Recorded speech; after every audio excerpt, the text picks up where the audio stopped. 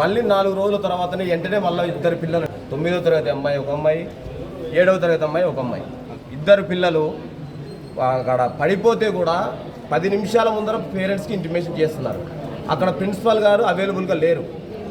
4 గంటల తర్వాత ప్రిన్సిపల్ గారు కూడా అవైలబుల్గా లేరు. పిల్లల ప్రాణాలంటే గాలికి వదిలేసినటువంటి మరీ దారుణాతి దారుణంగా అయిపోయింది. మీరు చూస్తేనేమో ఇద్దరు మాత్రమే పర్మిషన్ అంటున్నారు. ఇద్దరు కూడా అవసరం లేదు, మీరే వచ్చి విజిట్ చేయండి, పిల్లల ప్రాణాలని కాపాడండి, మాకు అవసరమే లేదు. అధికారిక కార్యక్రమాలకు ఆటంకం కలిగించడానికి రాలేదు, మా విద్యార్థుల ప్రాణాలని కాపాడనని అర్థించడానికి వచ్చాం. మీరు డెఫినెట్గా సార్ ఒకటి తక్షణమే ప్రిన్సిపల్ మీద చర్యలు తీసుకోండి, ప్రిన్సిపల్ గారి మీద ఇమ్మీడియట్గా మీరు సస్పెండ్ ఆర్డర్ పాస్ చేయండి. ఎన్నిసార్లు జరుగుతున్నాయి కానీ సరే కనీసం పిల్లలు చదువుకోవడానికి పోయేటువంటి వాళ్ళ తల్లిదండ్రులు వాళ్ళ తండ్రి చనిపోతే కూడా పిల్లలకు పర్మిషన్ లేదు సార్ చూసుకోవడానికి.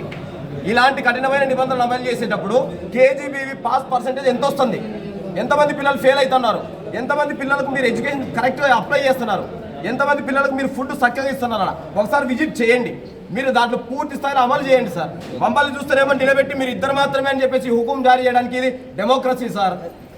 డెమోక్రసీలో పార్లమెంట్ కానీ అసెంబ్లీ కానీ డెమోక్రసీ కాబట్టి మేము లోపలికి రాలేదు సార్, లోపలికి దాటలేదు సార్, లోపలికి దాటలేదు మేము చెప్తున్నాము. మాకు కూడా చట్టసభ విలువలు ఉన్నాయి, న్యాయమైనటువంటి పద్ధతులనే మేము చేస్తాం సార్. ఏదైతే టీచర్స్ పేరెంట్స్ మీటింగ్ ఉందో దానికే నేను వెళ్ళాను. అక్కడ ఆ రిజల్ట్ గురించి అది చేశాను. రీసెంట్గా డెంగ్యూ లేదంటే ఆ అమ్మాయికి వేరే ఇతరత్ర కారణాల వల్ల చనిపోయిందని చెప్పేసి చెప్పారు. ఇప్పుడు ఏది జరుగుతుందనేది ఈ సర్వసభ సమావేశం తర్వాత ప్రజాప్రతినిధులు, నేను, ఎంఆర్ఓ గారు, డిప్యూటీ ఎంఆర్ఓ గారు వెళ్తాము. ఏం జరుగుతుందని జరుగుతుంది. ఇక ఏదన్నా ఇబ్బందిగానే ఉందనుకోండి, స్టాఫ్ పరంగా కానీ అక్కడ శానిటేషన్ పరంగా కానీ మున్సిపల్ కమిషనర్ గారిని కూడా తీసుకుంటాం. మేము వెళ్ళి చూస్తాం. ఏదైనా ఇబ్బంది ఉందంటే అది వెంటనే కలెక్టర్ గారికి ఎస్కలేట్ చేసేసి ఆ ప్రాబ్లం ఇమీడియట్గా సాల్వ్ చేస్తాం. ఇంతకుముందు కూడా అది డెంగ్యూ కారణం వల్ల ఏమైనా వచ్చిందేమో అనే విధానంతో వెళ్ళి ఆ అమ్మాయి అంబాపురం గ్రామానికి చెందినట్లయితే ఆ అమ్మాయి యొక్క ఇంటి దగ్గర చుట్టుపక్కల అన్నీ చూసి వచ్చాం. అక్కడ శానిటేషన్స్ అన్నీ ఏదైతే ఉన్నాయో పైప్ లైనింగ్ ఏదైతే ఉందో మార్చామో అన్నీ చేశాము. కానీ ఇది డెంగ్యూ కేసు కాదని చెప్పేసి డాక్టర్ గారు క్లియర్గా చెప్పారు. ఇతరత్ర కారణాల వల్ల మీకు మల్టీ డిసీజెస్ మెడికల్ చేసాము, అది చేసాము. ఇప్పుడు ఈ సేమ్ సమస్య కేజీబీఓనే ఉంది కనుక అక్కడ ఏం జరుగుతుంది అనేది ఒక టీమ్ ఏర్పాటు చేసి మెడికల్ డిపార్ట్మెంట్ పరంగా అదేవిధంగా అధికారుల పరంగా మేము వెళ్తాం.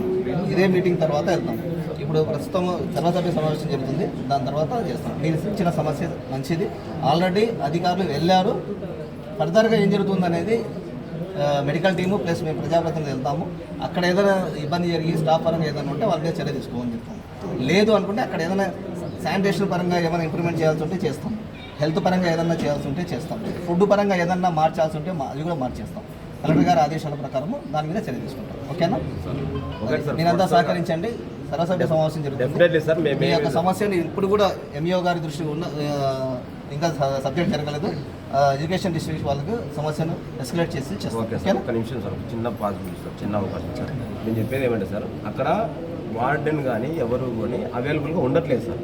పిల్లలకి ఏదైనా ఎమర్జెన్సీ సార్, సమాచారం ఎవరికైనా చేరవేయాలంటే సార్, ఎవరికైనా కానీ సరే సమాచారం చేరవేయాలంటే ఎవరికి కూడా సమాచారం చేరవేయడానికి లేకపోవడం ఒకటైతే, రెండవది ఇంట్లో కుటుంబ సభ్యులకు అత్యవసరమైన పరిస్థితులు లేకపోతే ఆ పిల్లలకి ఇబ్బంది ఉంటే కనీసం పర్మిషన్ ఇవ్వట్లేదు సార్. ఒక అమ్మాయి వాళ్ళ తండ్రి చనిపోతే కనీసం చూడడానికి పర్మిషన్ ఇవ్వలేదు సార్. సరే, నేను మొన్న తండ్రికి అంతకంటే ఇంకా చివరి చూపు కూడా చూసుకోలేకపోతే ఏం లాభం సార్. టీచర్స్ పేరెంట్ మీటింగ్ దాదాపు అదే కేజీబీవీలో నేను 6 గంటలు స్పెండ్ చేశాను. పేరెంట్స్ ప్రతి కొత్తగా జాయిన్ అయిన 6వ తరగతిలో కొత్తగా జాయిన్ అయిన పేరెంట్స్ అందరితో మాట్లాడాను, నేనే మాట్లాడాను. ఏమో కొత్తగా జాయిన్ అయ్యంటే కొత్తగా మాకు వచ్చింది సార్, అవకాశం ఉంది ఇది ఇది అని. అక్కడ రిజల్ట్ పరంగా కూడా స్టేట్ లెవెల్ అవార్డు కూడా తీసుకోవడానికి ఒక్క మార్కుతో ఒక అమ్మాయి మిస్ అయింది. రిజల్ట్ కూడా బాగుంది. ఎస్పెషల్లీ కేజీబీ యొక్క దాని యొక్క మోటో లక్ష్యం ఏంటంటే బడికు దూరంగా ఉన్న పిల్లలను, అదేవిధంగా సింగిల్ పేరెంట్ లేదంటే పేరెంట్స్ లేని పిల్లల్ని, గార్డియన్ ఎవరో ఉండి చదువుకు దూరంగా ఉండే ఆడపిల్లల్ని సంరక్షణ కోసం అక్కడ పెట్టి వాళ్ళ యొక్క ఎడ్యుకేషన్ అంటే ఎక్కడ ఎంట్రన్స్ పెట్టి తీసుకోవట్లేదు, ఓన్లీ డైరెక్ట్ ఎంట్రన్స్ లేకుండా తీసుకొని వాళ్ళను స్క్రాచ్ లెవెల్ నుంచి ఇంప్రూవ్ చేసేసి 10th క్లాస్ రిజల్ట్ దాదాపు 83% ఏదో వచ్చింది ఆల్రెడీ. దాన్ని 100% చేయాలని చెప్పేసి నేను పర్టికులర్గా ప్రిన్సిపాల్ గారితో అక్కడ ఉంటే ఆ రోజు మన డిపార్ట్మెంట్ నుంచి ఈసీ వాళ్ళ డిపార్ట్మెంట్ నుంచి వచ్చారు, అంతా కూడా డిస్కస్ చేయడం జరిగింది. డెఫినెట్గా మళ్ళీ విజిట్ చేస్తాను.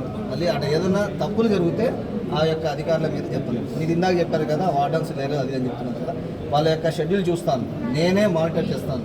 ఏదన్నా ఇబ్బంది జరిగిందంటే వాళ్ళ మీద చర్యలు తీసుకోమని చెప్పేసి కలెక్టర్ గారు నేను లెటర్ పెడతాను. ఓకే, అంటే సింగిల్ పేరెంట్ ఉన్నా తల్లిదండ్రులు లేకపోయినా ఏదన్నా బడికి ఇతరత్ర కారణాల వల్ల దూరంగా ఉండే ఈ ఆడపిల్లలను తీసుకొచ్చేసి ఎడ్యుకేషన్ చెప్తున్నారు. దాన్ని ఇంకా ఇంప్రూవ్ చేయాల్సిన బాధ్యత ఉంది. ఇంకా అడిషనల్ క్లాస్ రూమ్స్ పెట్టారు, ఇంటర్మీడియట్ కూడా ఇచ్చారు. ఇంకా సంతోషించే విషయం. దాన్ని ఇంప్రూవ్ చేయడానికి ప్రజాప్రతినిధుల పరంగా కానీ అధికారుల పరంగా కూడా ఉంటారు సార్. ఇంకోటి సార్ విషయం, అక్కడ అడ్మిషన్లను డబ్బులకు అమ్ముకుంటున్నారు సార్. అది అమ్ముకుంటున్నారు సార్. అది మీరు ఒకసారి విజిట్ చేయండి. ఎవరు ఎంత అమ్ముకున్నారు విత్ ఎవిడెన్స్ తో చూపించమంటే కూడా నేను ఆధారాలతో సహా చూపిస్తాను సార్. సరే అట్లాంటిది ఏదో అక్కడే కాదు, ఎంజేపీ స్కూల్లో కూడా అడ్మిషన్ డబ్బులకు అమ్ముకుంటున్నారు. ఎంజేపీలో కూడా డబ్బులకు అమ్ముకుంటున్నారు సార్. అమ్ముకుంటున్నారు టోటల్ ఎంట్రన్స్. ఎందుకంటే నేను సార్ నేను చూపిస్తాను సార్ ఆ ఎవిడెన్స్ తో. నేను చూపిస్తాను సార్. నేను ఎంజేపీలో నేను చూపిస్తాను విత్ ఎవిడెన్స్. నేను చూపిస్తాను సార్. ఎవరు ఎంత తీసుకొని వచ్చినారు, ఎంత డబ్బులు ఇచ్చినారు, ఎంత అమ్ముకున్నారు, పూర్తి ఎవిడెన్స్ తల్లిదండ్రుల సాక్ష్యాలతో సహా నేను ప్రొడ్యూస్ చేస్తాను సార్. డెఫినెట్ గా సార్. మీరు దాని మీద పూర్తి స్థాయి సమగ్రమైన విచారణ చేయండి. అవసరమైతే అక్కడ ఎవరెవరు ఏ రకమైనటువంటి పద్ధతులు పాల్గొన్నా వాళ్ళని కూడా సస్పెండ్ చేయండి సార్. విద్యార్థులు చదువుకునే చదువుల కాడ కూడా రాజకీయాలు ఏంది సార్? చదువుకోవడానికి మాకు వసతి లేక మేము ఈ రోజు ఈ స్థాయిలో నిలబడిపోయినాం సార్. చదువుకునేటువంటి వసతులు మేము కూడా మీ స్థాయి అధికారులు వేయవాళ్ళం సార్. మాకు ఆ వసతులు లేకనే ఈ రోజు నిలబడిపోయినాం సార్. ఫ్యూచర్లో ఎడ్యుకేషన్ హబ్ అవుతుంది డెఫినెట్గా. ఎందుకంటే పాలిటెక్నిక్ కాలేజ్ ఏదైతే కొత్తగా ఒక సంవత్సరం కింద స్టార్ట్ చేయబడ్డాయో అదే పాలిటెక్నిక్ కాలేజీలో స్టేట్ ర్యాంక్స్ వచ్చాయి. స్టేట్ ఫస్ట్ ర్యాంక్ ఒకటి, స్టేట్ సెకండ్ ర్యాంక్ వచ్చాయి. ఆర్టిఫిషియల్ ఇంటెలిజెన్స్ ప్లస్ కంప్యూటర్ సైన్స్లో వచ్చాయి. రేపు పొద్దున అదే ప్రిన్సిపాల్ గారు పాలిటెక్నిక్ గురించి అవేర్నెస్ కల్పించేసి ఫ్రీ క్లాస్ రూమ్ కోచింగ్ ఇచ్చేసి పాలిటెక్నిక్ ఎగ్జామ్స్ రాసి ఇక్కడే జాయిన్ అవ్వండి అని చెప్పేసి ఎవరైతే పిల్లలు 10th తర్వాత స్కూల్ వదిలేసే పిల్లల్ని కూడా తీసుకొచ్చి ఆయన ఇంప్రూవ్మెంట్ చేస్తున్నారు. డెఫినెట్గా రేపొద్దున పాలిటెక్నిక్ కాలేజీలో సీట్లు రావడానికి పోటీ పడే స్టేజ్ ఉంది. సెకండ్ వచ్చేసి రాష్ట్రంలో ఎక్కడా లేకుండా ఉన్నటువంటి ఇన్ఫ్రాస్ట్రక్చర్ మన బేతంచెర్లకు ఉంది. దాదాపు 13 ఎకరాలు 14 ఎకరాలు మనకు గోర్మాన్కొండలో సూపర్గా ఉండే ఎస్టాబ్లిష్డ్ అయిన బిల్డింగ్స్ ఉన్నాయి. అక్కడ స్టూడెంట్స్ కూడా ఉన్నారు. అక్కడ కూడా నేను 2 సార్లు విజిట్ చేయడం జరిగింది. ఒకసారి ఒక యాక్ట్ గురించి SC ST అట్రాసిటీ యాక్ట్ గురించి డిస్కస్ చేయడం జరిగింది. ఒకసారి పిల్లలు బాగోగులు ఎలా ఉన్నాయి అని చెప్పేసి కలెక్టర్ గారు కూడా 2వ సారి వచ్చారు. కలెక్టర్ గారు 2వ సారి వచ్చారు. మేడం గారితో కూడా నేను వెళ్ళడం జరిగింది. కలెక్టర్ గారి సహకారంతో అక్కడ ఏదైతే ఇంకా పనులు జరగకుండా ఉన్నాయో అవి ముందుకు తీసుకెళ్ళడం జరిగింది. ఒక RO ప్లాన్ కూడా ఇవ్వడం జరిగింది. అది డెఫినెట్గా ఉంది. ఇకపోతే 3వ మనకు మోడల్ స్కూల్ ఏదైతే ఉందో అక్కడ కూడా ఆ పిల్లలతో కూడా గత పిల్లలు సంతోషంగా ఉన్నారు. ప్రాబ్లం ఏమంటే అప్పుడు రోడ్డు వర్క్ జరుగుతుంది, బస్సు ఫెసిలిటీస్ లేదంటే ఆ ఫెసిలిటీస్లు కూడా RTC వాళ్ళతో మాట్లాడి చేయడం జరిగింది. కొద్దిగా మనము పేరెంట్స్, అధికారులు, ప్రజాప్రతినిధుల సహకారంతో బేతంచెర్లను ఫ్యూచర్లో ఇండస్ట్రియల్ ఎడ్యుకేషన్ హబ్గా డెవలప్ చేయడానికి. ఎందుకంటే ఇక్కడ చాలా ఇండస్ట్రీస్ ఉన్నాయి. ఆ ఇండస్ట్రీస్ మనకు ITI లేదంటే పాలిటెక్నిక్ ఇలాంటి ఎడ్యుకేషన్స్ కానీ జరిగినాయి అనుకోండి, ఇక్కడే మనకు రిక్రూట్మెంట్ జరుగుతుంది. ఎక్కడో మనం వెళ్ళి హైదరాబాదు, బెంగళూరు, విజయవాడ, అమరావతికి వెళ్ళాల్సిన అవసరం లేదు. ఇక్కడే మనకు లోకల్గానే ఎంప్లాయ్మెంట్ జరుగుతుంది. దానికి సంబంధించిన ఇన్ఫ్రాస్ట్రక్చర్ డోన్ నియోజకవర్గానికి ఉంది. దగ్గరలోనే ఉన్న డోను ITI కానీ ఇక్కడ బేతంచెర్లలో పాలిటెక్నిక్ కానీ ఉన్నాయి. ఇంకా ఫ్యూచర్లో కూడా MSME సెంటర్ కూడా ఇక్కడే రాబోతుంది. దీనికి అన్ని విధాలుగా బ్యాక్ తరఫు నుంచి అధికారుల పోయేదే ఉండదు.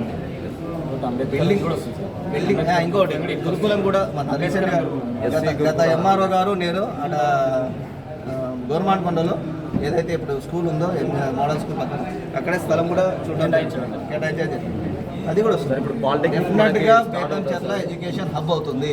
తప్పకుండా సార్. పాలిటెక్నిక్ సంబంధించి సమాచారం సార్ ప్రస్తుతానికి అది నిలబడిపోయింది కదా సార్. ఇప్పుడు ఆ బిల్డింగ్ పరిస్థితి ఏమి, ఆ ల్యాండ్ పరిస్థితి ఏమి సార్? అది నేను కలెక్టర్ గారి దృష్టితో సార్ డిస్కస్ చేస్తాను. ప్రజాప్రతినిధులు MLA గారు ఉన్నారు, BP గారు ఉన్నారు, మన MP గారితో కూడా డిస్కస్ చేసేసి ఇక్కడే అవుతుంది డెఫినెట్గా. ఎందుకంటే అది ఇక్కడ ఉండే మన యొక్క ఎస్పెషల్గా ఈ ఢిల్లీ ఏరియాలో ఉండే పిల్లల్ని కాన్సన్ట్రేషన్ చేసేసుకొని ఇక్కడ ఉండే BC కమ్యూనిటీని కాన్సన్ట్రేషన్ చేసేసుకొని ఇక్కడ ఏర్పాటు చేయబడింది. దాని యొక్క లక్ష్యాలన్నీ డెఫినెట్గా తీరుతాయి. మనకు డెఫినెట్గా అభివృద్ధి జరుగుతుంది స్లోగా. మనకి ఏదైతే ఇదివరకు ఒకప్పుడు బాగా ఇరిగేషన్ లేని మన నియోజకవర్గం ఏదైనా ఉందంటే డోన్ నియోజకవర్గం.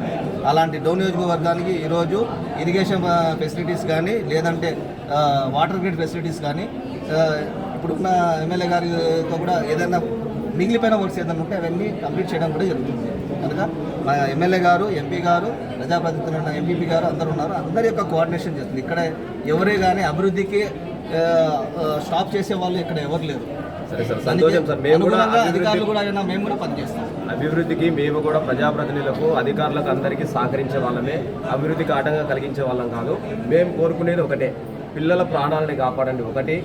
రెండవ పాయింట్ వచ్చేసి అడ్మిషన్లు ఎవరైతే అమ్ముకుంటున్నారో కేజీబీవీలో కానీ ఎంజేపీలో కానీ అమ్ముకునే వారి మీద చర్యలు తీసుకోండి. చదువుల దగ్గర రాజకీయాలు ఏ రాజకీయ పార్టీ నాయకుడైనా సరే, వాడు ఎవరైనా సరే రాజకీయాలు చేసుకుంటూ పెత్తనం మిలాయిస్తూ మినిస్టర్లు, ఎమ్మెల్యేలు, ఎంపీలు లేకపోతే ప్రజాప్రతినిధులు ఇంకొకరి పేర్లు చెప్పుకొని రికమెండేషన్ లెటర్లు పెట్టే కంటే పిల్లలకు ఎవరైతే నిజంగా వాళ్ళకి తెలివి నాలెడ్జ్ ఉందో వాళ్ళకి చదువుకోవడానికి అవకాశం కల్పిస్తే మరింత స్థాయికి వెళ్ళడానికి అవకాశం ఉంటుంది సార్. 10 మందికి ఉపయోగపడే అవకాశాలు కల్పించాలి. కానీ లేని వారికి కూడా మేము ఆరే పార్టీ, ఈ పార్టీ, వాళ్ళు చెప్పారు వీళ్ళు చెప్పారని చెప్పడం ద్వారా డబ్బులకు అమ్ముకుంటున్నారు సార్. వాళ్ళ పేరు వీళ్ళ పేరు వాళ్ళు కూడా వాస్తవంగా పిల్లలకి ఏదైనా ఫ్రీ ఎడ్యుకేషన్ చేయమని రికమెండ్ చేసేవాళ్ళే, కానీ వాళ్ళ పేరు చెప్పుకొని వీళ్ళు డబ్బులకు అమ్ముకుంటున్నారు. ఏ స్థాయికి దిగారిపోతుంది సార్ విద్యా వ్యవస్థ. భార్గవ్ గారు ఇప్పుడు డబ్బులు కమ్ముకున్న అనే విషయాన్ని మొదటిసారిగా చెప్పారు. సరే, ఓకే. దాని మీద నేను దృష్టి కేంద్రీకరిస్తాను. ఏదైనా ఇబ్బంది జరుగుతుంది, నిజంగా అలాంటిది ఏదైనా జరుగుతుందంటే డెఫినెట్గా దాన్ని అధికారుల దృష్టికి తీసుకెళ్ళి, కలెక్టర్ గారి దృష్టికి తీసుకెళ్ళి అక్కడ ఎవరైతే దీనికి పాల్పడ్డారో వాళ్ళ మీద యాక్షన్ తీసుకోవాలని చెప్పేస్తాను. నేను ఇందాక చెప్తున్నాను, ఇది పార్టీ పరంగా కాదు, ఎవరైనా కానీ ఇప్పుడు ఈరోజు సిపిఐ పార్టీ వచ్చారని చెప్పి తెలుసుకోవాలి. రేపు పొద్దున సాధారణ వ్యక్తి వచ్చి కూడా సార్ ఇది నా యొక్క ప్రాబ్లం వచ్చిందంటే దాన్ని రెస్పాండ్ అవుతాను, డెఫినెట్గా రెస్పాండ్ అవుతాను నేను. Thank you sir. మీ నుంచి మాకు ఆ నమ్మకం అనేది ఉంది సార్. కాకపోతే మీ దృష్టికి తీసుకురావడానికి ప్రధాన ఉద్దేశం కూడా అదే సార్. కనీసం మీరన్నా స్పీడ్గా రియాక్ట్ అయ్యి అక్కడ ఉన్నటువంటి పరిస్థితులను బాగుపరుస్తారనే ఆ నమ్మకంతోనే సార్. ఈరోజు ఆదివారం అయినా మీరు మీటింగ్ పెట్టారంటేనే మాకు తెలుసు సార్ కమిట్మెంట్ ఏంటనేది. కాకపోతే ఆదివారం అయినా కానీ సరే సమస్యల కోసం పనిచేయడానికి మీరు ఉన్నారు. ఆ సమస్యను మీ దృష్టికి తీసుకురావడానికి మా బాధ అనిపించిన విషయం ఏంటంటే సార్, మొన్న చనిపోయిన పాపది కనీసం బయటికి పొక్కకుండా 3వ కంటికి తెలియకుండా వెళ్ళిపోయింది సార్. అది అంబాపురం చనిపోయిన పాప. ప్రజాప్రతినిధులకైనా కానీ తెలుసో లేదో నాకైతే తెలియదు సార్. అసలు మండలంలో ఎవరికి కూడా తెలియకుండా అధికారులే కప్పిపుచ్చినారు. అది ఎంతవరకు కరెక్టో అర్థం కాలే. మేమేమనుకుంటున్నామంటే పిల్లల ప్రాణాలని చనిపోతే ఒక పక్క కుక్కలు కరిసి చనిపోతూ ఉన్నారు, ఓ పక్క ఈ పరిస్థితులు. అసలు ఎలాంటి పరిస్థితులు నెలకొంటున్నామంటే మేము చెప్పుకోవడానికి ఏమో ఇన్ఫ్రాస్ట్రక్చర్లో వేధించడంలో సూపర్ డెవలప్ అని చెప్పి అనుకుంటున్నాం, కానీ ప్రాణాలకు రక్షణ లేకుండా పోతుంది సార్. సరే, మేము కోరుకునేది ఏమంటే అన్ని రకాల సేఫ్టీ కావాలి చేస్తాం. ఈ బేదంచర్ల అనేది ఈ స్టేట్లోనే ఒక ల్యాండ్ మార్క్ కావాలనేది మేము కోరుకుంటున్నాం. ఆ అభివృద్ధికి సహకరించడానికి మేము సిద్ధంగా ఉన్నాం.